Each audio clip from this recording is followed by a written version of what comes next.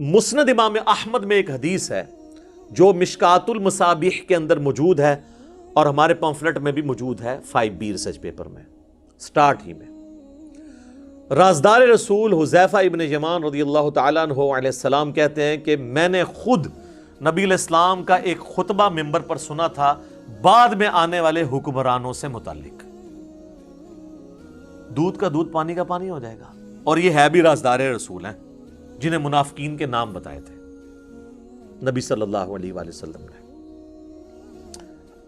تو حذیفہ ابن یمان کہتے ہیں کہ نبی علیہ السلام نے فرمایا کہ اللہ تعالیٰ جب تک چاہے گا تم میں نبوت باقی رہے گی، یعنی میرا وجود، اور پھر جب اللہ چاہے گا مجھے اٹھا لے گا، اور پھر میرے بعد خلافت علی منہاج النبوہ قائم ہوگی اور وہ بھی باقی رہے گی جب تک اللہ چاہے گا، پھر اللہ اس کو بھی اٹھا لے گا. اس کے بعد ملکن عاضن، ڈاکٹر سرار صاحب یوں کیا کرتے تھے، کاٹ کھانے والی ملوکیت، فریڈم آف ایکسپریشن کو غصب کرنے والی، مخالفین کو کاٹنے والی، وہ قائم ہو جائے گی، اور پھر اللہ تعالیٰ جب تک چاہے گا وہ رہے گی. ظاہر ہے فرعون، نمرود، ان سب لوگوں کو بھی حکومتیں جو ہیں وہ اللہ نے نہیں دی ہیں نا، آزمائش کے لیے. پھر اللہ تعالیٰ اسے بھی اٹھا لے گا، پھر جابر حکمرانوں کا دور شروع ہو جائے گا.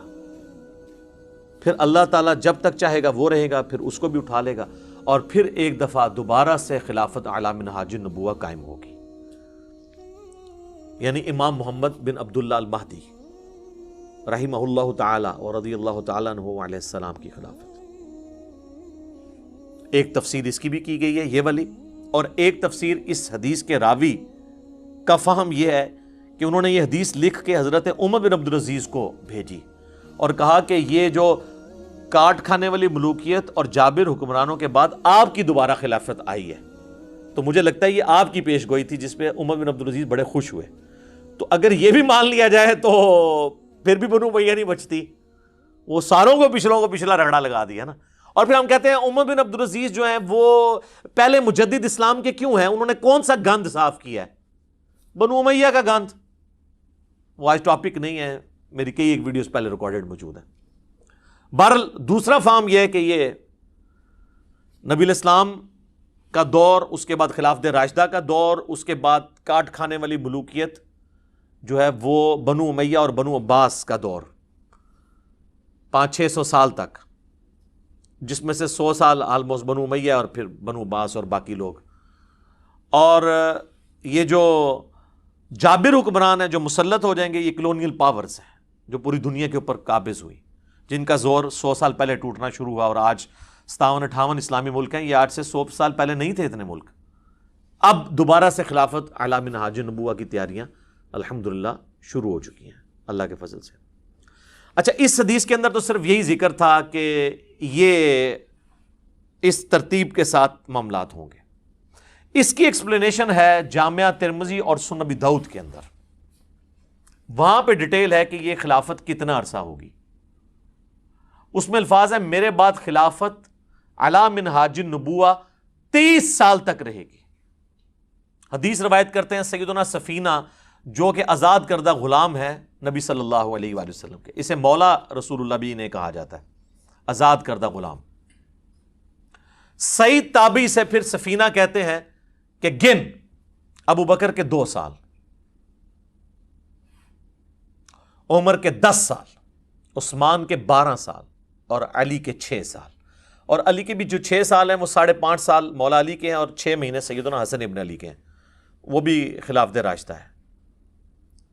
یہ 41 ہجری ربیع الاول میں صلح حسن ہوئی، اور ربیع الاول کے اندر تاریخ کنفرم نہیں لیکن مہینہ ربیع الاول کا تھا. نبی علیہ السلام کی ڈیتھ ہوئی 11 ہجری کے اندر.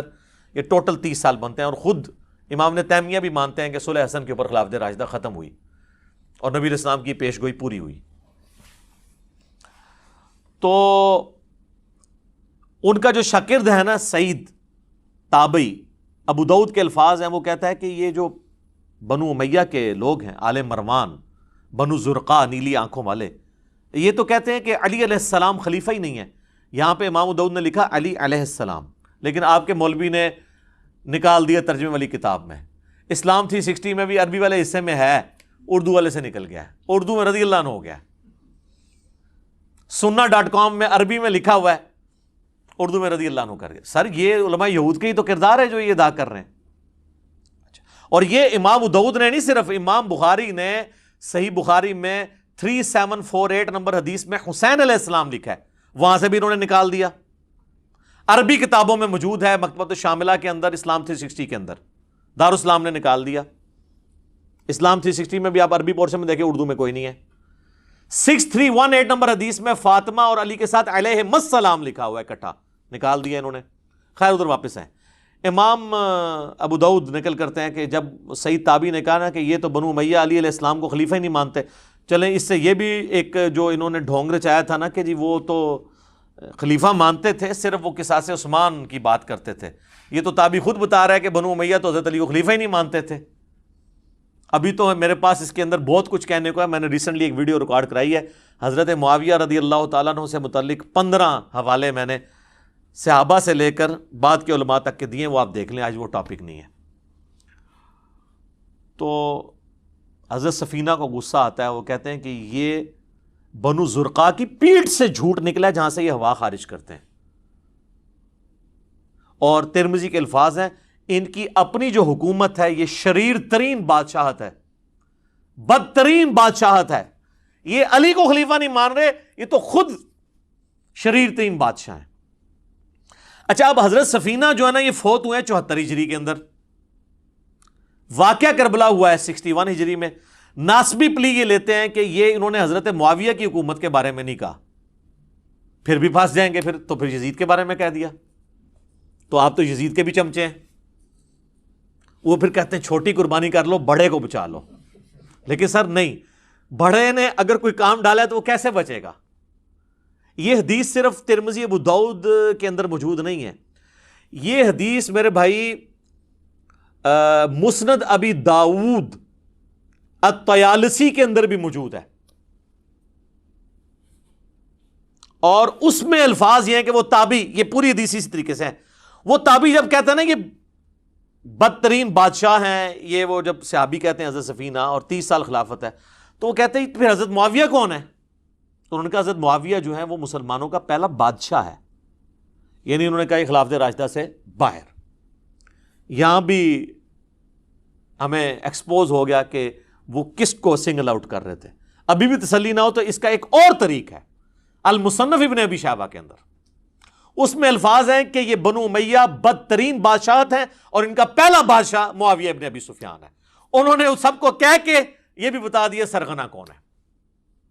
تو اب اس حدیث میں حضرت سفینہ کا 74 ہجری میں فوت ہونا یزید ابن معاویہ کو یعنی بیچ میں لانے کا ذریعہ نہیں بن سکتا۔ انہوں نے سٹارٹ کیا ہے 41 ہجری سے، صلح حسن سے۔ تو یہ مسئلہ آپ کو کلیئر ہو گیا۔ یہ الحمدللہ ساری کی ساری احادیث میں نے اس ریسرچ پیپر کے اندر ڈالی ہوئی ہیں، انشاءاللہ ہم اپنی ویڈیو کے اندر بھی جو ہے نا وہ ڈسپلے کروا دیں گے انشاءاللہ تعالی۔ اچھا اب میرے بھائیوں، یہ جو کاٹ کھانے والی ملوکیت ہے اس پہ پھر بولا جائے پھر گھنٹوں چاہیے، تو میں نمونے کے طور پر صرف 3 احادیث کور کروں گا جس سے آپ کو اوورآل ڈاکٹرن کلیئر ہو جائے اس ٹاپک کے اوپر۔ پہلی حدیث صحیح مسلم کے اندر کتاب الامارہ چیپٹر میں، حکمرانوں والے چیپٹر کے اندر، انٹرنیشنل نمبر کے مطابق 4776، سیدنا عبداللہ بن عمر بن عاص خانہ کعبہ کے سائے میں بیٹھے ہوتے ہیں، دیوار کے ساتھ ٹیک لگا کے، صحابی رسول ہیں۔ ایک تابعی خانہ کعبہ میں انٹر ہوتا ہے، عبد الرحمن بن عبد رب الکعبہ، تو وہ سنتا ہے کہ حضرت عبداللہ بن عمر بن عاص حکمرانوں کی اطاعت سے متعلق حدیث سنا رہے ہوتے ہیں، تو چپ کر کے سنتا رہتا ہے۔ اینڈ پہ وہ پوچھتا ہے کہ حضرت کیا آپ نے یہ واقعی رسول اللہ سے یہ بات سنی تھی کہ حکمرانوں کی اطاعت اس طریقے سے ہونی چاہیے؟ تو انہوں نے کہا ہاں، اللہ کی قسم میں نے رسول اللہ کو دیکھا، میرے کانوں نے آپ کی آواز سنی، میرے دل نے آپ کی باتوں کو یاد رکھا۔ تو انہوں نے کہا اگر یہی بات ہے تو آپ کے چچا کا لڑکا معاویہ بن ابی سفیان، یہ چچا زاد لگتے تھے نا آپس میں، عمرو بن عاص کے بیٹے ہیں نا، تو وہ تو ہمیں کہتا ہے کہ ہم آپس میں ایک دوسرے کو ناحق قتل کریں اور ایک دوسرے کا مال ناحق طریقے سے ہڑپ کریں، حرام خوری بھی اور قتل و غارت بھی۔ جبکہ اللہ تعالیٰ قرآن میں فرماتا ہے، سورۃ النساء کی آیت نمبر 29 اس نے تلاوت کی کہ اے ایمان والو آپس میں ایک دوسرے کو قتل مت کرو، اپنوں کو قتل مت کرو، اپنوں کو قتل یعنی ایک دوسرے کو، سارے مسلمان آپس میں بھائی ہیں، اور ایک دوسرے کا مال ناحق طریقے سے ہڑپ مت کرو۔ اب یہ بتائیے کہ ہم اللہ کی بات مانیں یا اطاعت امیر کریں؟ اب یہ ایک صحابی کو ایک تابعی نے ایک بہت بڑی بات کر دی، تو انہوں نے نہیں کہا کہ تم رافضیوں والی باتیں کر رہے ہو، تمہیں ایران سے کوئی فنڈنگ ہوتی ہے، نہیں کہا، تھوڑی دیر کے لیے خاموشی اختیار کر لی انہوں نے۔ اب سوچ میں تو پڑ گئے ہوں گے میں کیا کروں، رشتہ داری تو میری نکال رہا ہے، تو پھر انہوں نے سر اٹھا کے کہا کہ معاویہ کی اطاعت کرو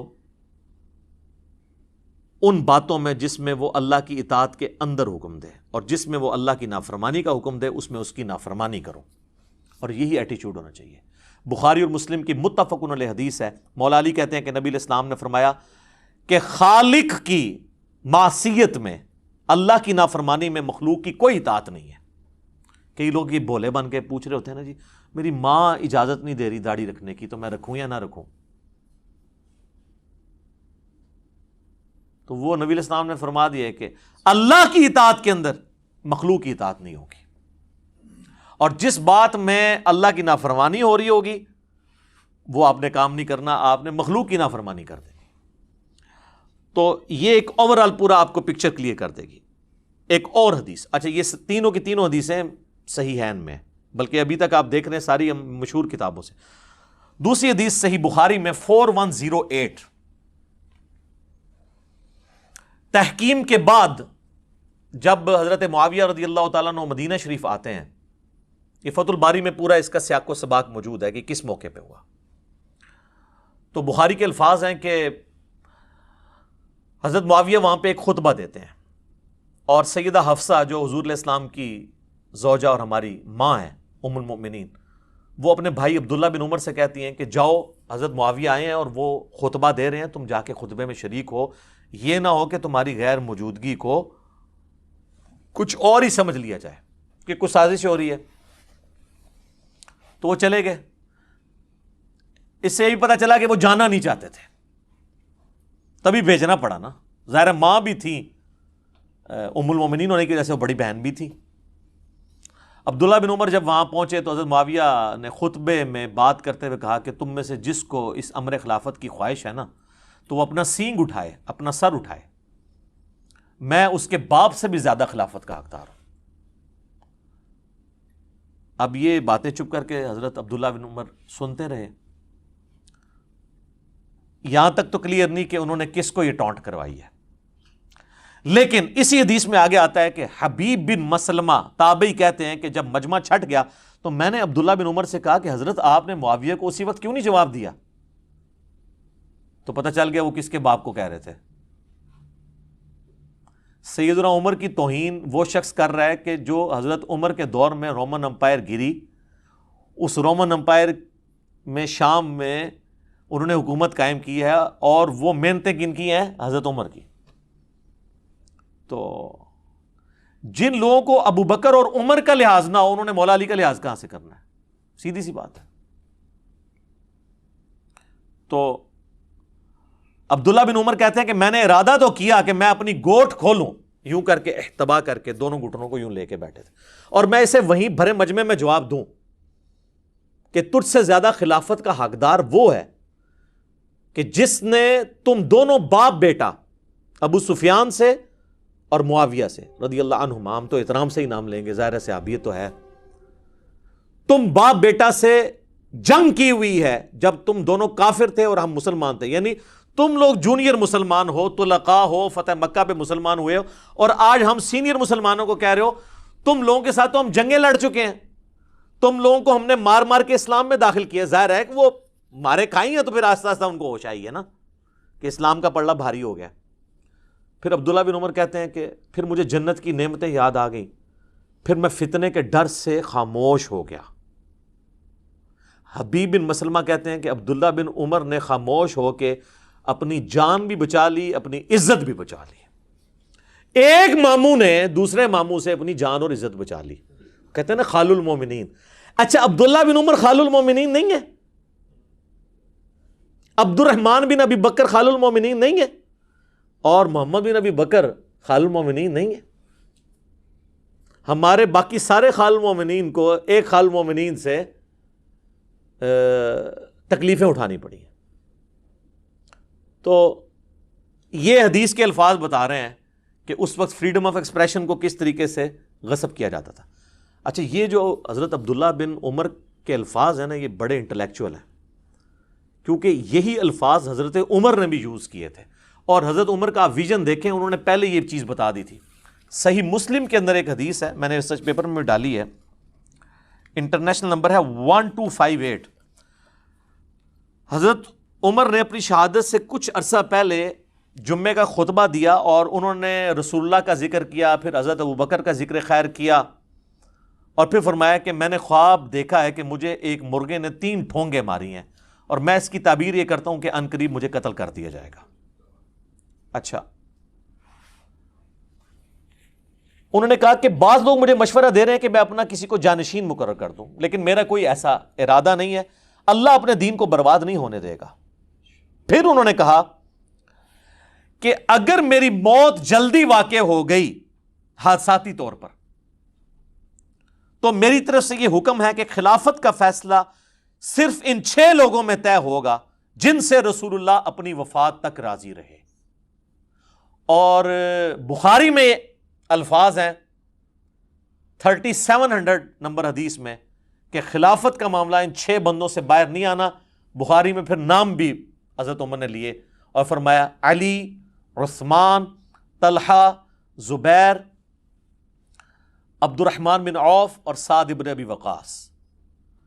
ویسے ایک اور بندہ بھی تھا 7واں، چونکہ وہ ان کا بہنوئی تھا، سعید ابن زید. وہ سب و شتم کی حدیثیں اشرا مبشرہ والا یاد آیا جائے، سعید ابن زید. ان کا نام اس لیے نہیں لیا کہ وہ رشتہ دار تھے، ان کو چھوڑ دیا اور کہا میرے بیٹے عبداللہ بن عمر کو مشورے میں تم شامل کر سکتے ہو، لیکن اسے خلیفہ نہ چننا. ان 6 بندوں میں سے کسی کو چننا جن سے رسول اللہ اپنی وفات تک راضی رہے. تو آج ہم ہوتے تو ہم پوچھتے کہ پھر ہمیں وہ بھی بتا دیں جن سے حضور وفات کے وقت ناراض تھے. آپ کو تو کہنا چاہیے سب سے ہی راضی رہے. یہ کہتے ہیں نا سر ہر چیز میں اشارے موجود ہیں. ابھی تو یہ بات ختم نہیں ہوئی. پھر حضرت عمر کہتے ہیں، مسلم کے الفاظ ہیں کہ اگر تم دیکھو کہ ان 6 لوگوں کی خلافت میں کوئی تام کر رہا ہے تو سمجھ لینا کہ یہ وہی لوگ ہیں کہ جن کو میں نے اسلام کی خاطر اپنے ہاتھوں سے مارا ہے، اور یہ اسلام کے دشمن اور کافر ہیں. یہ الفاظ ہیں. ادھر عبداللہ بن عمر نے کہا نا کہ تمہیں تو ہم نے مار مار کے مسلمان کیا ہے، اور یہاں حضرت انہوں نے اپنے باپ کے الفاظ ریپیٹ کیے. تو عبداللہ بن عمر نے اپنے باپ کے مشن کو ہی آگے لے کر چلے، لیکن وہ سامنے نہیں بات کی، بعد میں کی. ظاہر ہے پھر سر حسین ابن علی اور ابن عمر میں تو فرق ہوگا نا. ان کی نیچر جو ہے وہ ذرا پیسیو تھی، ان کی ایکٹیو تھی، ایکسٹروورٹ تھے. تیسری حدیث بھی صحیح بخاری میں ہے 4827. اور سر یہ آپ کو میں یعنی to cut the story short, میں یعنی امیر شام کے دور کے اندر آپ کو 2 مثالیں پیش کی. اب ان کے بالکل دور اینڈ ہونے والا ہے، چونکہ میں نے تو آنا ہے ان کے صاحبزادے کی طرف، لیکن یہ تو ناانصافی ہے کہ صاحبزادے کے پیچھے باقیوں کو چھپا دیا جائے. یہ کام تو ہم نہیں کر سکتے. 4827 نمبر حدیث ہے صحیح بخاری کے اندر، اور یہ حدیث المستدرک للحاکم میں بھی موجود ہے. یہ حدیث سنن نسائی الکبریٰ کے اندر بھی موجود ہے، اور یہ حدیث تفسیر ابن کثیر کے اندر سورۃ الاحقاف پارہ نمبر 26 کی آیت نمبر 17 نمبر کی آیت کے کانٹیکسٹ میں اس کے سارے طرق جمع ہیں مختلف کتابوں سے. اور فتح الباری میں بھی ابن حجر اسقلانی نے صحیح بخاری 4827 نمبر کے انڈر وہ سارے کے سارے طرق جمع کیے ہیں جو میں اب بیان کرنے لگوں. پہلے صرف میں بخاری کے الفاظ بتاتا ہوں، پھر باقی کتابوں کے بھی. بخاری کے الفاظ ہیں کہ مروان بن حکم جو کہ حضرت معاویہ کی طرف سے رضی اللہ تعالیٰ عنہ گورنر تھا حجاز کا، اس نے مسجد نبوی میں خطبہ دیتے ہوئے حضرت معاویہ کے بیٹے یزید کا ذکر خیر کرنا شروع کر دیا. اور اس میں حدیث کے الفاظ ہیں تاکہ حضرت معاویہ کے بعد اس کی بیعت پہ لوگوں کو آمادہ کیا جائے. وہی جو ہمارے حکمران بھی کرتے ہیں امت کے وسیع تر مفاد میں، میرے عزیز ہم وطنوں، وہ ساری باتیں وہی والی. اور انہوں نے کہا کہ بھئی اللہ تعالیٰ نے ہمارے امیر المومنین کو یہ بات سجھائی ہے، وہ چاہتے ہیں کہ اپنے بعد اپنے بیٹے کو خلیفہ نامزد کر دیں. تو بخاری کے الفاظ ہیں وہاں پہ عبد الرحمن بن ابی بکر، حضرت ابوبکر صدیق کے بیٹے کھڑے ہوئے، اور یہ وہ بیٹا ہے جو حضرت عائشہ کا سگا بھائی ہے اس اعتبار سے کہ باپ اور ماں بھی کامن ہے. اور امام بخاری ذرا شریف النفس آدمی تھے، انہوں نے صرف اتنا لکھا کہ عبد الرحمن بن ابی بکر کھڑا ہوا اور انہوں نے کچھ کہہ دیا. وہ کیا کہا وہ ہم آپ کو بعد میں بتاتے ہیں. آگے بخاری کے الفاظ چلتے ہیں کہ مروان بن حکم نے کہا پکڑو اس کو. تو پتہ چل گیا کوئی چوبے والی بات کی. تو حضرت عبد الرحمن بن ابی بکر جو ہے وہ چونکہ مسجد نبوی میں بیٹھے ہوئے تھے، فوراً سے حجرہ عائشہ میں داخل ہو گئے اپنی بہن کے پاس. تو اب ظاہر ہے کہ سیدہ عائشہ کی تو کوئی توہین اس طریقے سے نہیں کر سکتا تھا. تو اس کا غصہ نہیں ٹھنڈا ہوا. مروان بن حکم نے باہر سے ہی کہا کہ او ابو بکر کے بیٹے، وہ تیرے بارے میں قرآن میں آیت نازل ہوئی ہے سورہ الاحقاف کی آیت نمبر 17 کہ یہ کہتا ہے کہ میرے ماں باپ مجھے کہتے ہیں کہ مرنے کے بعد زندہ کیا جائے گا، اللہ کے حضور پیش ہونا ہے. تو یہ تو اگلے لوگوں کی سٹوریاں ہیں. ابو بکر کے بیٹے تو ہی ہے، یہ تو ہی وہ کافر ہے جس کے بارے میں یہ آیت نازل ہوئی. نعوذ باللہ. اسی لیے سورہ احقاف کی تفسیر میں ابن کثیر کو یہ حدیث لانی پڑی ہے، اور امام بخاری نے بھی سورہ احقاف کی تفسیر والا جو چیپٹر ہے نا اس کے اندر یہ حدیث لی ہے. یہ کہتے ہیں شان نزول بتائیں. اے لو لبو ہن شان نزول، اے شان نزول کا تمہیں بڑا شوق ہے نا، آگے پیچھے سیاق و سباق بھی بتائیں، سلف کا فام بھی بتائیں، فام لے لو سارے. تو بخاری کے الفاظ ہیں حضرت عائشہ کو غصہ آیا، انہوں نے اندر سے کہا کہ آل ابی بکر کے بارے میں کوئی آیت قرآن کی نازل نہیں ہوئی ہے سوائے جو میری برات میں سورۃ النور نازل ہوئی جب ان کے اوپر جھوٹی تہمت لگائی گئی. بخاری کی حدیث ختم. لیکن یہ حدیث المستدرک للحاکم میں، سنن نسائی الکبریٰ کے اندر، طبرانی کے اندر، اور فتح الباری میں شرح میں یہ ساری ابن حجر نے جمع کی. اور سب سے بڑھ کر آپ ہر بندے کے پاس تفسیر ابن کثیر سافٹ کاپی آپ ڈاؤن لوڈ کر لیں، موجود ہے. سورہ احقاف پارہ نمبر 26 آیت نمبر 17 کی تفسیر میں انہوں نے سارے طرق ایک جگہ جمع کر دیے، کوئی آپ کو ڈھونڈنے نہیں پڑنے. تو اب آپ فیلنگ دا بلینک سنیں.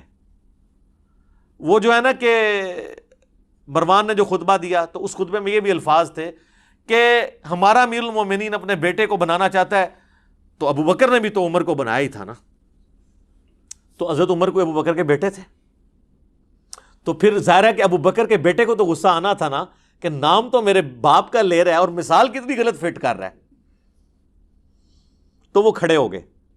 امام بخاری نے کہا کچھ کہا، باقی کتابوں میں پھر ان حدیث کی کتابوں میں آتا ہے، حاکم میں، سنن نسائی الکبریٰ میں، کہ انہوں نے کھڑے ہو کر کہا کہ سیدھا سیدھا کہا کہ تیرا امیر المومنین کیسر و کسرا، رومنز اور پرشین امپائر کے جو بادشاہ اور شہنشاہ تھے نا، وہ ملوکیت ان کے طریقے پہ چلنا چاہتا ہے، ابو بکر عمر کے طریقے پہ نہیں.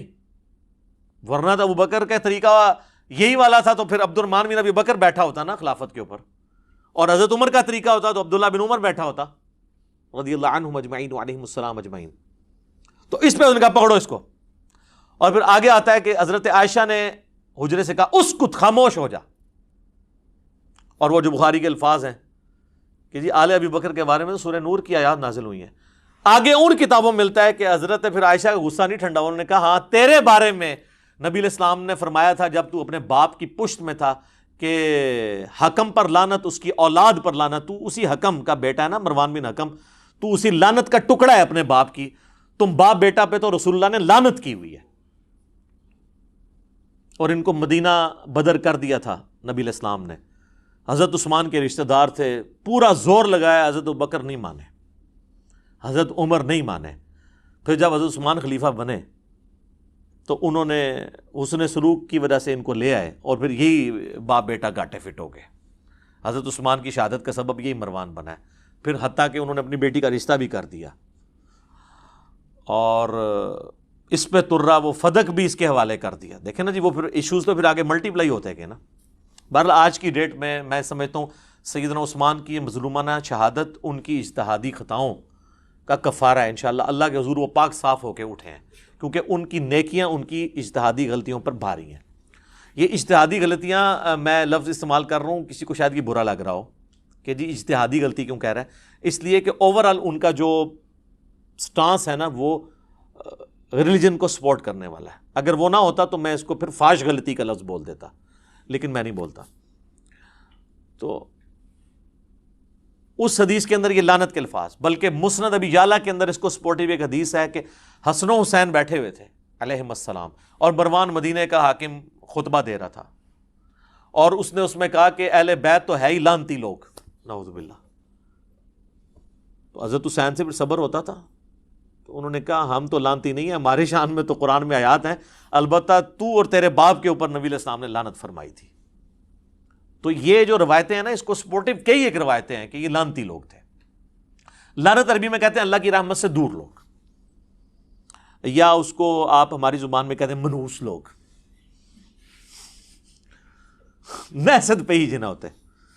ٹھیک ہے، یہ آپ کو پتا چل گیا کہ یہ کہتے ہیں نا جی وہ یعنی بڑا مشورہ ہوا، یہ وہ جی اتنے صحابہ نے بیعت کر لی تھی، یہ کس طریقے سے یہ تحفہ مسلط ہوا ہے امت کے اوپر. کئی ایک ٹاپکس ہیں، میں اس کو پھر اب کنکلوژن کی طرف لے کے آتا ہوں. ایک کتاب ہے امام ابن ابی عاصم کی، پہلے 300 سال میں حدیث کی کتاب ہے کتاب الاوائل، جس میں انہوں نے وہ ساری حدیثیں جمع کی ہیں اور روایتیں، جس سے یہ پتہ چلتا ہے کہ دنیا میں پہلے کام کون کون سے ہوئے. مثلا وہ ترمذی کی روایت لے کے آئے ہیں، اس کے اندر اپنی سند سے، امام ترمذی کے تو وہ محتاج نہیں اس کے لیے کیونکہ ان کے زمانے کے ہیں، کہ سب سے پہلے اللہ نے قلم کو پیدا کیا. کتاب الاوائل وہ کتاب جس میں اول جو کام ہوئے ہیں وہ سارے جمع ہوئے. اسی میں وہ حدیث لے کے آیا کہ سب سے پہلے بیٹھ کے خطبہ دیا حضرت معاویہ رضی اللہ تعالیٰ عنہ نے. اچھا، اسی میں لے کے آئے کہ نبی علیہ السلام نے فرمایا میری امت کا پہلا شخص جو میری سنت کو بدل دے گا وہ بنو امیہ سے ہوگا. اب شیخ زبیر صاحب نے اپنی زندگی میں پورا زور لگایا کہ وہ اس حدیث کو فٹ کریں یزید بن معاویہ پہ، لیکن میں ان کے ساتھ ایگری نہیں کرتا تھا اس حوالے سے. شیخ البانی نے بہرحال اس کو جس پہ فٹ ہوتی تھی اسی پہ فٹ کیا. شیخ البانی نے یہ حدیث لی سلسلہ حدیث صحیحہ میں، اس کی وجہ سے یہ حدیث انٹرنیشنل ہو گئی. کتاب الاوائل کو تو چند لوگ جانتے ہیں، لیکن سلسلہ حدیث صحیحہ تو سارے لوگ جانتے ہیں. اس میں یہ حدیث شیخ البانی لے کے آئے تو اس کے اندر پھر انہوں نے کمنٹس کیے کہ اس شخص سے مراد وہ شخص ہو سکتا ہے جس نے خلافت کے انتخاب کے طریقے کو بدل دیا اور اسے ملوکیت بنا دیا. تو وہ کون ہوا پھر؟ حضرت معاویہ رضی اللہ تعالیٰ عنہ.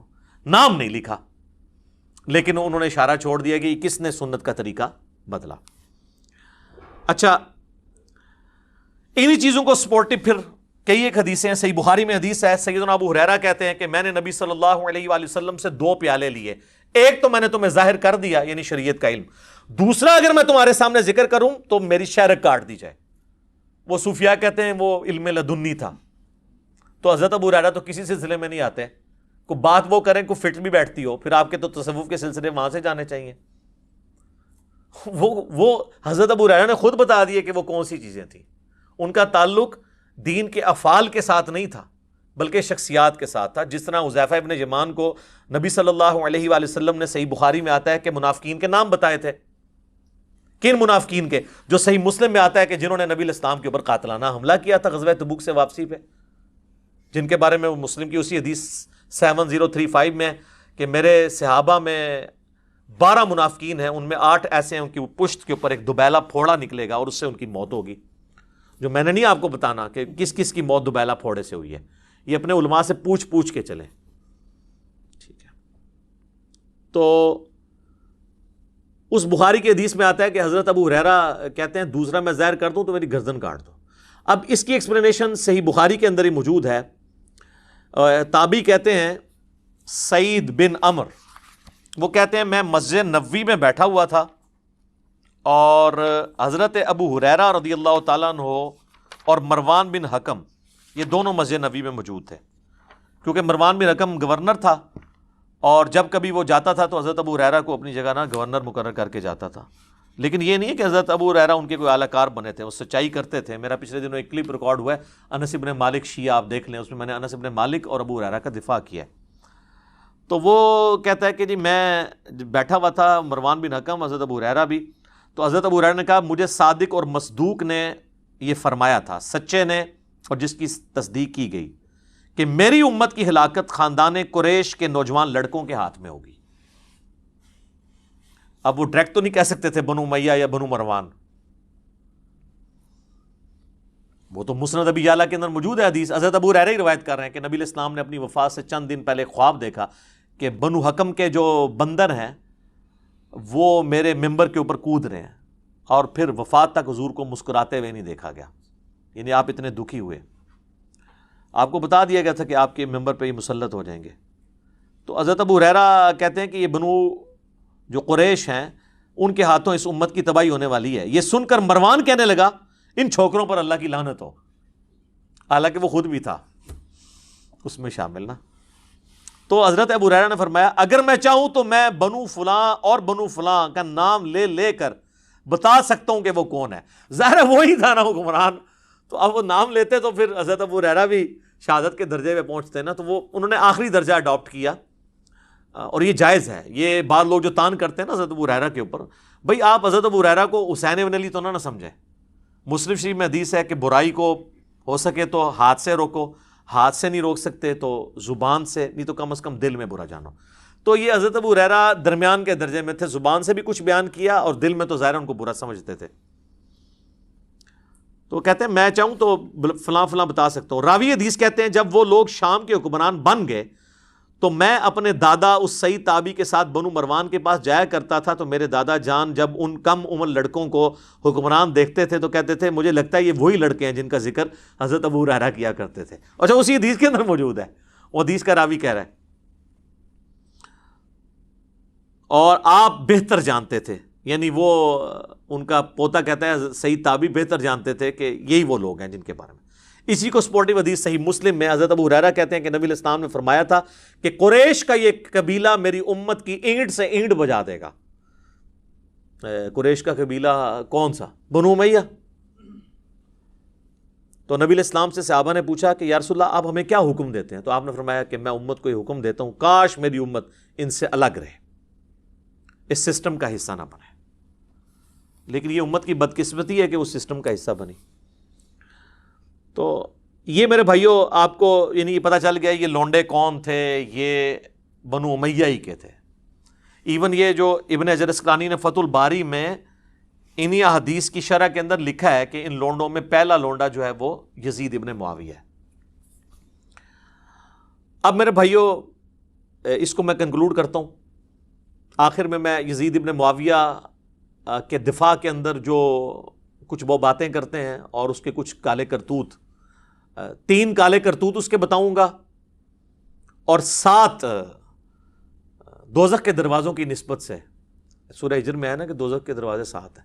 7 جھوٹے دفاع جو بڑے بڑے کیے جاتے ہیں نا یزید کے بارے میں، وہ میں مختصراً کور کروں گا. اگرچہ میں پہلے کر چکا ہوں. اچھا میں یہاں پہ آپ کو ضمناً بتا دوں، کربلا کو آپ نے سمجھنا ہے تو 20 گھنٹے کم از کم چاہیے، یا آپ ڈائریکٹ اس پمفلٹ کو آپ پڑھ لیں. میری 3 نشستیں ضرور دیکھیں. مجلس نمبر 28، مجلس نمبر 63 اور مجلس نمبر 80، یہ 3 مجالس آپ دیکھ لیں. اور چوتھا ایک لیکچر ہے جس میں 100 کوسچنز ہیں، علی الاحسن نقوی نے مجھ سے 1 to 1 کیے ہیں، 157 A اور B. تو یہ آپ کو سارے معاملات انشاءاللہ تعالیٰ کلیئر ہو جائیں گے. اور یہ نہ سمجھیے گا یہ کوئی آج کا موضوع ہے، یہ شروع سے ہمارے ائمہ ڈسکس کرتے رہے ہیں. المصنف ابن ابی شیبہ میں باقاعدہ آخری چیپٹر ہے جنگ جمل صفین اور نہروان کے اوپر، الگ سے چیپٹرز موجود ہیں. یہ کہتے ہیں نا سلف کا فہم دکھائیں کہ اس کو موضوع بنایا ہو. بھائی امام ابن ابی شیبہ جو بخاری مسلم کے استاد ہیں، اور مسلم میں 1500 حدیثیں ابن ابی شیبہ سے لی ہیں امام مسلم نے. انہوں نے چیپٹر باندھے ہیں جنگ جمل صفین اور نہروان کے اوپر، اور وہ چیپٹر ہم نے اپنی ویب سائٹ کے اوپر اپلوڈ کیا ہوا ہے ریسرچ پیپر نمبر 5C کے عنوان سے. وہ آپ دیکھ سکتے ہیں. 187 احادیث اور آثار اس میں جمع کیے ہیں. اور یزید کے اوپر تو چند بڑے محدثین میں سے محدث جن کی ابن تیمیہ بھی تعریف کرتے ہیں. اگر ابن تیمیہ کسی کو سنی مان رہا ہے تو اب سنیت کا سرٹیفکیٹ تو اور کسی سے لینے کی ضرورت نہیں ہے، اور امام مان رہا ہے ان کو. ابن کثیر بھی، امام زاہبی بھی. وہ ہیں امام ابن جوزی المتوفا 597 ہجری. یہ شیخ عبد القادر جیلانی المتوفا 561 ہجری کے شاگرد بھی ہیں ابن جوزی، اور یہ فوت ہوئے 597 میں. انہوں نے کتاب لکھی ہے الرد علی المتعصب العنید المانع من ذم یزید. یہ اس سرکش اور ضدی کا رد ہے جو یزید کی مذمت کرنے کو منع کرتا ہے. ان کے زمانے میں ایک ناصبی تھا عبد المغیث، تو اس کے رد میں ابن جوزی نے کتاب لکھی. الحمدللہ اس کا اردو ترجمہ بھی ہو چکا ہے. کئی سال پہلے ہماری ویب سائٹ کے اوپر بکس والے پورشن میں ادر بکس میں آپ جائیں تو 9 نمبر پہ یہ بک ہے، ڈاؤن لوڈ کریں. 160 پیجز ہیں، اردو میں ترجمہ ہوا ہے، دیوبندیوں نے کیا ہے، شاہ نفیس اکیڈمی سے شائع ہوا ہے. اور وہ شاہ نفیس رحمہ اللہ تعالیٰ بڑے حسینی منہج کے تھے، جن کی ہم نے منقبت بھی ابو بکر عمر عثمان و علی کی شان میں پڑھوائی تھی. انہوں نے اس کا ترجمہ کروایا تھا. پی ڈی ایف آپ کو مل جائے گا. 160 صفحے ہیں، اس میں سے پہلے 80 صفحے تمہیدن ہیں. یزید کو پورے کا پورا انہوں نے احادیث کی کتابوں میں ننگا کیا ہے.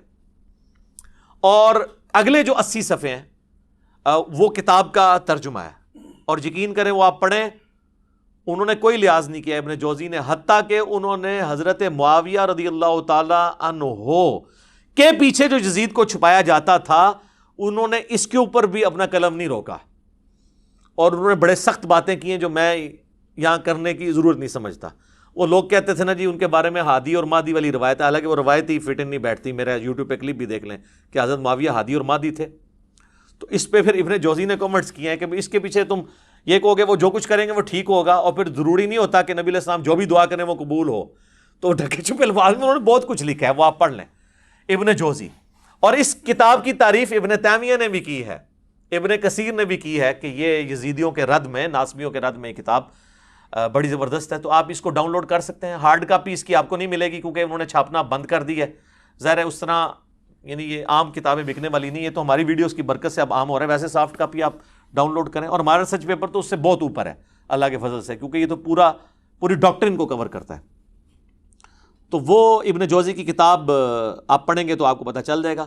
باقی میں نے اس پمفلٹ کے اندر بھی کور کیا ہے کہ 3 اس کے سیاہ کارنامے جو بڑے بڑے ہیں نا، جو تاریخ کی کتابوں میں نہیں، بخاری مسلم کے اندر رپورٹ ہوئے ہیں. پہلا، خانہ کعبہ کے اوپر حملہ عبداللہ بن زبیر کو شہید کرنے کے لیے. کامیاب تو نہیں ہوا، بعد میں وہ شہید ہوئے عبد الملک بن مروان کے دور کے اندر.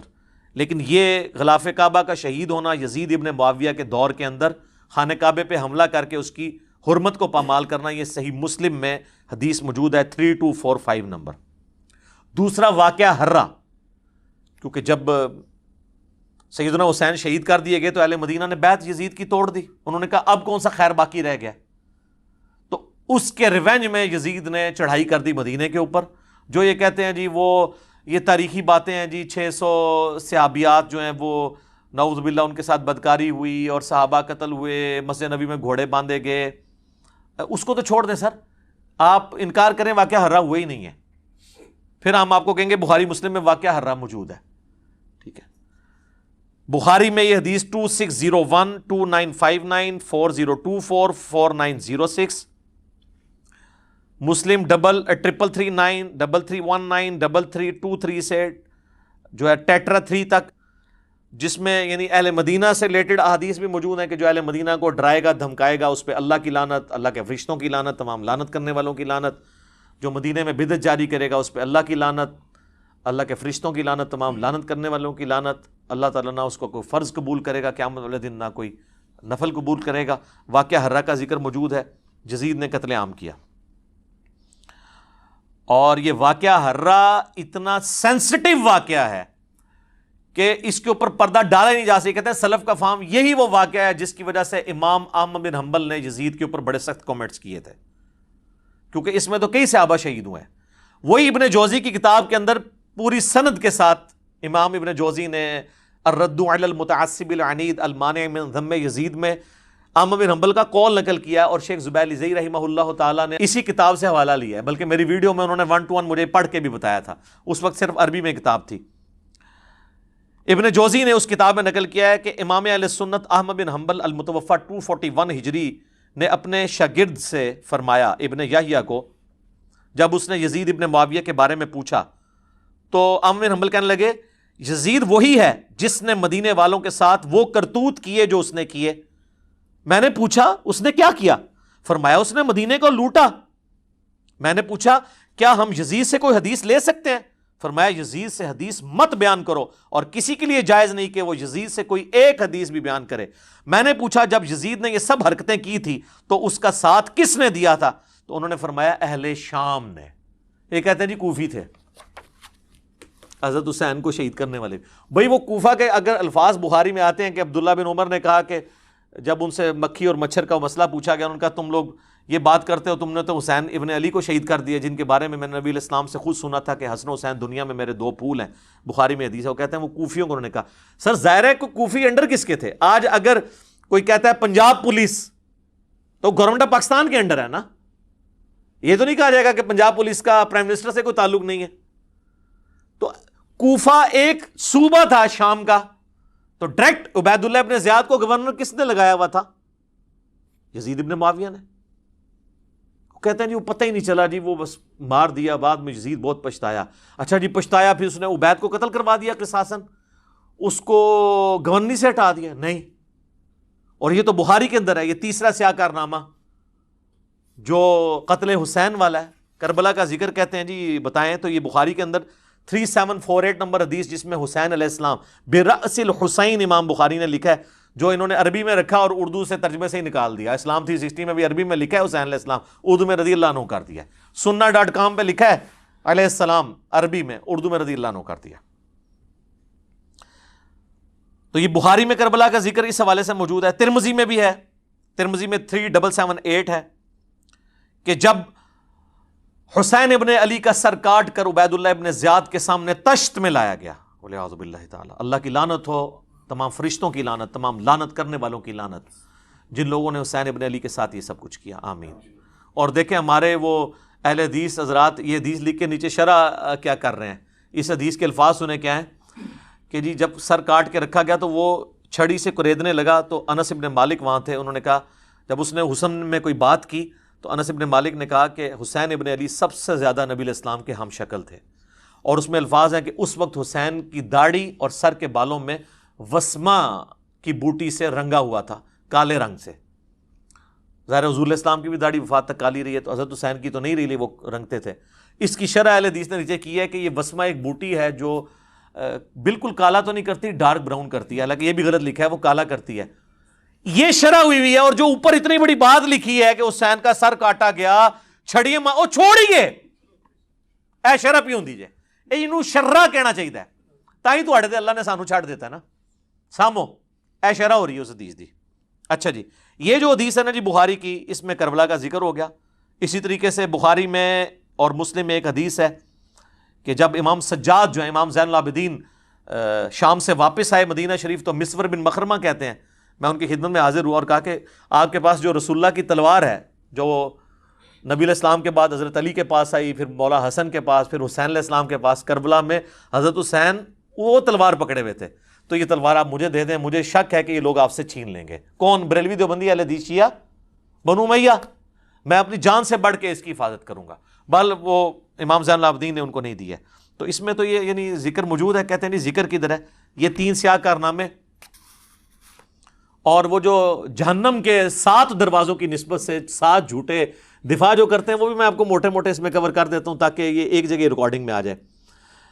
پہلا جھوٹا دفاع کرتے ہیں جی وہ قسطنطینیہ کی بشارت فٹ ہوتی ہے. یہ تو ہم نے اس کے ساتھ جو کر دیا ہے، لاکھوں لوگوں نے میرا کلپ دیکھا ہے، کیا یزید جنتی لشکر میں شامل تھا.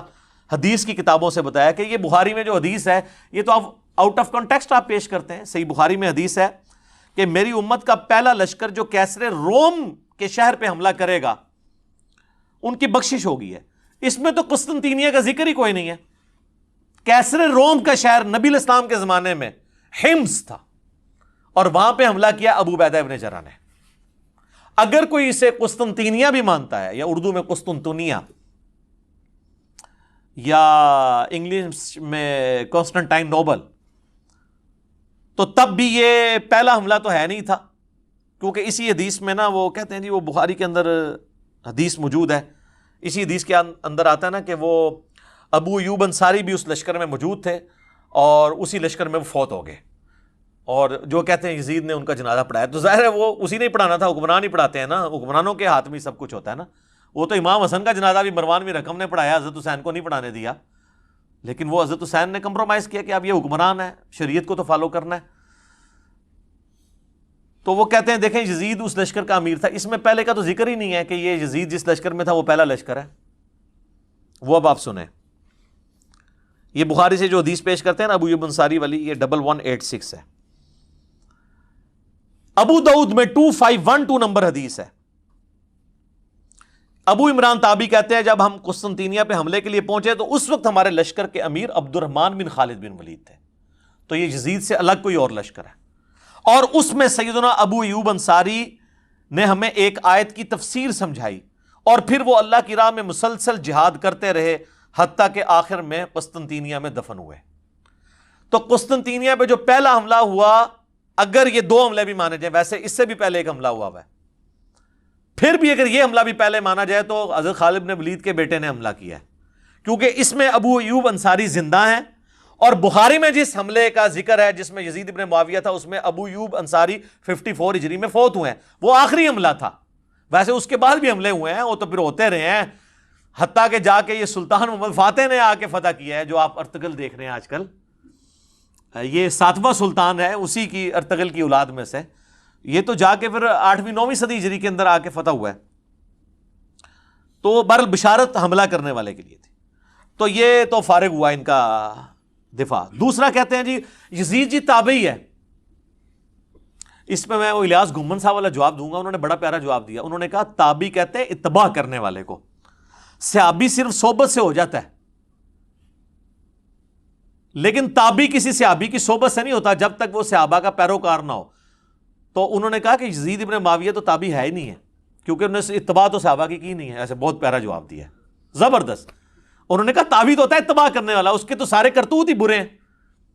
اچھا، تو اگر یہ تابعی ہے تو پھر سر حجاج ابن یوسف صحابہ کا قاتل، وہ بھی تابعی ہوا پھر. اور خوارج کلمہ گو اہل قبلہ تو تھے، وہ بھی سارے تابعین ہوئے. یہ سب فراڈ ہے. اس طریقے سے نہیں ہوتا کہ آپ چیزیں بنانا شروع کر دیں. اور اسی میں وہ حدیث بھی لیتے ہیں ترمذی سے کہ نبی علیہ السلام فرمایا جس نے مجھے دیکھا اسے آگ نہیں چھوئے گی، جس نے اس کو دیکھا اسے آگ نہیں چھوئے گی، جس نے اس کو دیکھا. وہ کہتے ہیں دیکھیں صحابہ تابعین تبع تابعین تک یہ چیز جاتی ہے تو سارے بخشے ہوئے. تو سر جتنے بڑے بڑے کذاب قسم کے احادیث میں راوی ہیں نا، زیادہ تر وہ قانوناً تابعین کے اندر موجود ہیں. خوارج بھی اس کے اندر آ جائیں گے تو ساروں کو بشارت ہوگی. پھر وہ کہیں گے نہیں. اب حجاج ابن یوسف کا تو دفاع کر نہیں سکتے کہ مسلم شریف میں حدیث ہے کہ بنو ثقیف کے اندر ایک ظالم اور ایک کذاب پیدا ہوگا، اور اسما بنت ابی بکر کہتی ہیں کہ ظالم حجاج تو ہے. تو جب حجاج کو اسما بنت ابی بکر کہہ رہی ہیں تو ان کو آگے سے حجاج کو کہنا چاہیے تھا نہیں میں تو تابعی ہوں، میرے پہ تو آگ حرام ہے. اسما یہ آپ کیا باتیں کر رہی ہیں؟ آپ دیکھیں آپ صحابی ہیں، میں نے آپ کو دیکھ لیا، میں ابھی تابعی ہو گئی ہوں، آگ ختم ہو گئی. وہ ایڈی گل حجاج نو بھی سمجھ سی جی ناسبیر نہیں سمجھ کہ ایویں نہیں کوئی ہو جاتا تابعی تے ویکھ لیا. اچھا جی، تیسرا وہ کہتے ہیں جی حضرت علی کا جو بیٹا ہے محمد بن حنفیہ، جو حنفیہ نامی ایک عورت جس سے شادی کی تھی حضرت علی نے سیدہ فاطمہ کی وفات کے بعد، ان سے پیدا، وہ کہتے ہیں وہ تو بڑی تعریف کرتا تھا یزید ابن معاویہ کی. اچھا جی کدھر لکھا ہے کس حدیث میں؟ نہیں ان کی باتیں حدیثوں میں، وہ کہتے ہیں وہ ابن کثیر میں جسے عربی میں البدایہ والنہایہ کہتے ہیں اس میں موجود ہے. ہاں جی دکھائیں، دکھا نہیں آپ کو سکتے، وہ اس قابل ہی نہیں دکھائیں، کیونکہ اس میں محمد بن حنفیہ کے پاس عبداللہ بن مطیع صحابی آتے ہیں. محمد بن حنفیہ تابعی ہے، عبداللہ ابن مطیع صحابی وہ ہے جسے گھٹی حضور نے خود دی ہوئی ہے، جونیئر صحابہ میں سے صلی اللہ علیہ وآلہ وسلم رضی اللہ تعالیٰ عنہ. اور وہ کہتے ہیں محمد بن حنفیہ سے کہ آپ کیوں چپ کر کے بیٹھ گئے ہیں؟ آپ کا بھائی حسین قتل ہو گیا ہے اس یزید کی وجہ سے، تو آپ اس کے خلاف کھڑے ہوں، قیام کریں. تو محمد بن حنفیہ کہتے ہیں کہ بھائی، اور عبداللہ ابن مطیع کہتے ہیں کہ اس کے کرتوت تو ایسے ہیں کہ آسمان سے پتھر برس پڑے جو اس کے کرتوت ہیں برے. کہتے ہیں جی وہ شرابی، اور اس میں شرابی کے الفاظ بھی ہیں اور باقی الفاظ بھی. وہ کہتے ہیں جی کہاں لکھا ہوا ہے؟ تو وہ محمد بن حنفیہ کہتے ہیں کہ نہیں بھائی، میں نے تو جتنے دن میں اس کے پاس رہا ہوں میں نے تو اس کے اندر کوئی چیز نہیں ایسی دیکھی، میں نے تو اسے نماز کا پابند اور سنت کا عامل پایا ہے. جن کے آباء و اجداد سنت کو توڑنے والے ہیں ان کا وہ کہتے ہیں سنت کا عامل پایا ہے، تو کہتے ہیں دیکھیں مومنین حنفیہ نے توثیق کر دی اس کو. ویسے میں نے ایلبریٹ کیا ہے. پھر وہ باقیوں نے کہا حضرت جتنے دن آپ وہاں رہے ہیں نا اتنے دن آپ نے اس کو ایسا پایا، یعنی اتنے دن وہ پگڑی بن کے نماز پڑھتا رہا رفع دین نال. پہلے تو نہ رفع دین کرتا سی، ننگے سر ہی پڑھتا سی نماز، یعنی وہ لبادے اڑے ہوئے ہوتے ہیں نا انہوں نے. تو یہ تو جتنے دن آپ رہے ہیں اتنے دن اس نے سر ڈھانپ کے نماز پڑھی ہے. تو عبداللہ بن مطیع صحابی ہے اور مومن حنفیہ تابعی ہے. جب صحابی اور تابعی کا قول ٹکرائے تو کس کی بات مانی جائے گی؟ صحابی کی. تو مومن حنفیہ کا تو قول فارغ ہو جاتا ہے پھر. اسی لیے شیخ زبیر علیزئی صاحب نے اپنے رسالے کے اندر یہ لکھا، انہوں نے کہا کہ اگر تم اس روایت کو صحیح مانو گے نا پھر تو یہ بات ماننی پڑے گی کہ وہ زانی شرابی تھا، کیونکہ ہم تو صحابی کے پیچھے چلیں گے، تابعی کے پیچھے نہیں چلیں گے. تو یہ روایت بھی ان کے گھاٹے خود بخود فٹ ہو جاتی ہے. چوتھی جو ایک چیز ہے دفاع والی، وہ کہتے ہیں صحابہ کرام نے بیعت کر لی تھی. وہ میں آپ کو پہلے ہی کتنا بتا چکا ہوں کہ صحیح بخاری 4827 تلوار کی زور پہ بیعت ہوئی ہے، اور صحیح بخاری 6830 نمبر حدیث میں حضرت عمر نے کہا تھا کہ جس کی زبردستی بیعت لی جائے گی اس کا انجام قتل و غارت ہوگا. یہ تو ٹاپک میں ڈسکس کر چکا ہوں. اب کوئی نہیں کہے گا جی وہ کہتے ہیں عبداللہ بن عمر نے بیعت کی ہوئی تھی جی. تو وہ عبداللہ بن عمر نے شرائط کے ساتھ بیعت کی تھی. اور مجھے بتائیں، وہ کہتے ہیں جی بخاری مسلم میں آتے ہیں عبداللہ بن عمر نہ جا کے نا مدینہ شریف میں لوگوں سے کہتے تھے کہ بیعت نہ توڑو یزید کی. اچھا وہ جن لوگوں سے جا کے کہہ رہے تھے وہ بریلوی دیوبندی اہل حدیث تھے، شیعہ تھے، یا صحابہ اور تابعین تھے؟ تو ان صحابہ اور تابعین کی قول کی کوئی قدر نہیں ہے. ہم سمجھتے ہیں کہ اس میں عبداللہ بن عمر کا قول شاذ ہے، اکثریت کا وہی موقف تھا. اور پھر عبداللہ بن زبیر جو ڈٹے رہے آخری وقت تک، وہ صحابی نہیں ہے. ایک قول لے لیتے شاذ. او عبداللہ بن عمر تو پھر دیکھ لیں آپ، صحیح بخاری میں آتا ہے عبداللہ بن عمر جو پوری زندگی بنو امیہ کا ساتھ دیتے رہے نیوٹرل بن کے، کبھی ان کا حصہ نہیں بنے لیکن نیوٹرل بننا بھی ساتھ تھا. آخری عمر میں تو وہ پچھتاتے تھے. صحیح بخاری میں آتا ہے ان کو تو قتل ہی حجاج بن یوسف نے کروایا، ان کے پاؤں میں نیزہ مروا کے. اور المستدرک للحاکم کے اندر آتا ہے کہ عبداللہ بن عمر کہتے تھے مجھے پوری زندگی نہ میں نے کبھی نماز چھوڑی نہ کبھی روزہ، مجھے پوری زندگی کسی نیک عمل کے چھوٹنے کا کوئی غم نہیں ہے، جو مجھے یہ غم ہے کہ میں نے مولا علی کے ساتھ مل کر باغیوں کے خلاف قتال کیوں نہیں کیا. تو آخری عمر میں جو عبداللہ بن عمر کو بات سمجھ آئی نا، وہ حضرت علی کے ساتھیوں کو ان کی زندگی میں سمجھ آ گئی، کچھ کو واقعہ ہرا کے بعد سمجھ آئی، اور حضرت عبداللہ بن عمر کو آخری عمر میں سمجھ آئی جا کے. بہرحال حضرت عبداللہ بن عمر کا رجوع اس میں مل گیا، لہٰذا ان کے پیچھے کوئی نہ چھپے گا جی وہ بیعت سے روکتے تھے. جب ان کو ہاتھ لگے تو ان کو پتہ چل گیا کہ یار میں تو ان کے ساتھ چلتا رہوں، میرے ساتھ بھی انہوں نے ہاتھ کر دیے. پانچواں وہ کہتے ہیں جی کوفیوں نے مارا ہے جی، اہل شام نے نہیں مارا، وہ تو شام کی طرف جا رہے تھے جی. تو میں نے بتایا بھائی کوفیوں نے ہی مارا ہے، ظاہر ہے کوفے میں عبید اللہ ابن زیاد گورنر کوفہ جو ہے یزید کے ہی لگایا تھا. آج اگر وہ کہتا ہے پنجاب پولیس نے کیا تو اس کا یہ مطلب نہیں کہ پرائم منسٹر سے کوئی تعلق نہیں ہے، وہ انہی کے انڈر ہے، لہٰذا یہ بھی پلی غلط ہے. اس میں پہلے بھی ڈسکس کر چکا. چھٹا وہ کہتے ہیں کہ جی وہ دیکھیں جی 3 شرطیں رکھ دی تھی جی حضرت حسین علیہ السلام نے، وہ تو تیار تھے. انہوں نے کہا کہ مجھے یزید کے پاس جانے دو، میں ہاتھ رکھ کے بیعت کر لیتا ہوں. سبحان اللہ. اور سر یہ ہو جاتا تو عبید اللہ ابن زیاد نے لوڈیاں ڈالنی تھیں اور اس نے کہنا تھا حضرت آپ کے ابا جان حضرت معاویہ رضی اللہ تعالیٰ عنہ پوری کوشش کر کے 4 سال جو کام نہیں کروا سکے کہ حسین سے بیعت لیں آپ کے لیے، میں نے دیکھے کتنا کارنامہ کر دیا. تو یزید ابن معاویہ نے اسے اور نوازنا تھا کہ یار تو واقعی بڑا سمجھدار قسم کا میرا گورنر نکلا ہے. وہ کہانی وہ بنائیں جو فٹ ہوتی ہو، یا مجھے شام جانے دو یا واپس مدینے جانے دو یا مسلمانوں کی کسی سرحد پہ بھیج دو میں جا کے قتال کروں. وہ تو جی بس کینسل، ان کو پتہ چل گیا تھا کہ یہ کوفیوں نے ہمارے ساتھ دھوکہ کیا اور یہ وہ کیا. اچھا جی یہ سٹوری بالکل فٹ نہیں بیٹھتی. اور یہ جس کتاب سے لے کے آتے ہیں نا، انصاب الاشراف وہ کتاب ہے امام بلازری کی، پہلے 300 سال میں مسلمانوں کے ایک بڑے ائمہ میں سے.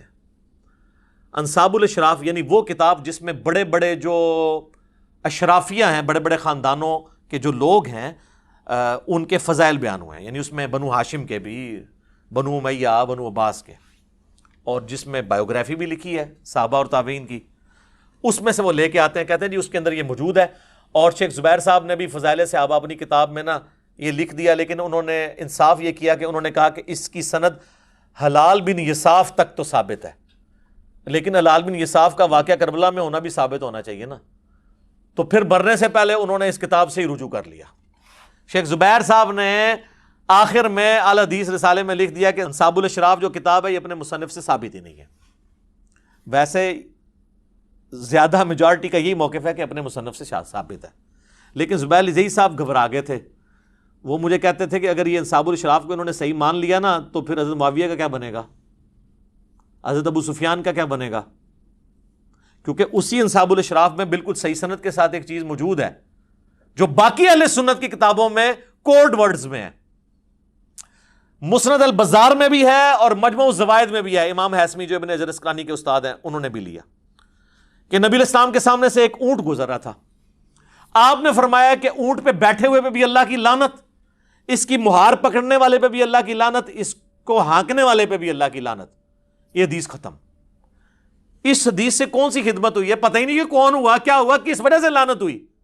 مسند البزار اور مجموع الزوائد میں یہ دوری روایت ہے. لیکن انصاب الاشراف میں ان 3 بندوں کے نام ہیں, وہ میں کوڈ ورڈز میں آپ کو بتا دیتا ہوں. اونٹ کے اوپر امیر شام کے والد محترم بیٹھے ہوئے تھے. اونٹ کی مہار امیر شام کے ہاتھ میں تھی. امیر شام میں یزید کو نہیں کہہ رہا, ان کے والد کو کہہ رہا ہوں. اور ہانکنے والے امیر شام کے بھائی تھے. جو مسند البزار اور مجموع الزوائد میں لکھا ہے کہ اونٹ بیٹھے ہوئے پہ بھی لعنت, ہانکنے والے پہ بھی لعنت, مہار والے پہ بھی لعنت. تو شیخ زبیر صاحب کہتے تھے پھر اس روایت کو بھی صحیح ماننے. تو انہوں نے کہا حضرت معاویہ کو بچانے کا, ابو سفیان کو بچانے کا رضی اللہ عنہما طریقہ یہ ہے کہ اس کتاب سے اعلان برات کر. اب اس میں اور بھی بہت ساری روایتیں ہیں, ٹھیک ہے. یزید کے آباء و اجداد کے تابوت آگ میں ہیں, وہ ہم نہیں بیان کرتے آپ سے, ٹھیک ہے. اور بھی کافی ساری چیزیں. تو اس کتاب سے انہوں نے جان چھڑا لی کہ چھوڑو ہے. تو لہٰذا آندہ کو 3 شرائط والی بتایا نا, ان کو 3 شرائط والی کتاب مننی ہے اور اس طریقے نال ادھوری سنداں مننی نے. تو مصنف ابن ابی شیبہ میں جو روایت ہے کہ حضرت عمر نے نعوذ باللہ دھمکی لگائی حضرت فاطمہ کو کہ میں تیرے گھر کو آگ لگا دوں, تو وہ ہم کیا کہتے ہیں کہ وہ زید بن اسلم جو ہے وہ حضرت عمر کا غلام جو ہے وہ اس وقت موجود ہی نہیں تھا وہاں پر جب یہ واقعہ ہوا تھا. وہ تو حضرت عمر کی غلامی میں بعد میں آئی. یہ سند منقطع ہے. تو اگر منقطع روایتوں کو حلال بن یساف کو ماننا ہے تو پھر آپ یہ بھی چیزیں ماننا شروع کر دیں. تو یہ ان کا ایک تھا. اور آخری دفاع ان کا پتہ کیا ہوتا ہے, وہ چھوڑو جی یہ باتیں نہیں کرنی چاہیے. پہلے مقابلہ کرتے رہتے ہیں, جب بالکل ان کو سمجھ آتی ہے نا اوہ یہ کیا ہو گیا, تو پھر وہ آنکھیں بند کر لیتے ہیں, جی یہ باتیں کرنی نہیں چاہیے. تو یہ جو اتنی دیر سے آپ ہمارے ساتھ بحثیں کر رہے تھے, یہ کیوں کر رہے تھے؟ یہ آج پوری دنیا میں جو باتیں شروع ہوئی ہیں میں نے کروائی ہیں. میں نے اشرف جلالی کو کہا ہے کہ وہ بکواس کرے, میں نے آصف الوی کو کہا ہے کہ وہ بکواس کرے, اور اب پورے ملک کے اندر جو ایک آگ لگی ہوئی ہے یہ میں نے تو نہیں کروائی ہے. تو وہ کہے گا جی قیامت والے دن پوچھا نہیں جائے گا. تو قیامت والے دن تو سر پوچھا جائے گا. المستدرک للحاکم میں حدیث ہے کہ اگر کوئی شخص مقام ابراہیم اور حجر اسود کے درمیان, اور جو دروازہ بھی اسی پورشن میں آتا ہے, پوری زندگی نمازیں پڑھتا رہے اور روزے رکھتا رہے, پھر بھی اللہ سے اس حال میں ملے مرنے کے بعد کہ اس کے دل میں ہم اہل بیت کا بغض ہوا, تو اللہ تعالیٰ اسے ضرور دوزخ میں داخل کرے گا. کہتے ہیں جی پوچھا نہیں جائے گا. صحیح مسلم میں حدیث کیا نہیں ہے 240, علی سے محبت نہیں رکھے گا مگر مؤمن, علی سے بغض نہیں رکھے گا مگر منافق. پوچھا نہیں جائے گا. کیا فضائل صحابہ احمد بن حنبل کی کتاب میں حدیث نہیں ہے کہ میری وجہ سے 2 فرقے جہنم میں جائیں گے اور میری وجہ سے 2 فرقے گمراہ ہوں گے, ایک میری محبت میں غلوف کر کے اور ایک میری دشمنی میں غلوف کر کے؟ پوچھا نہیں.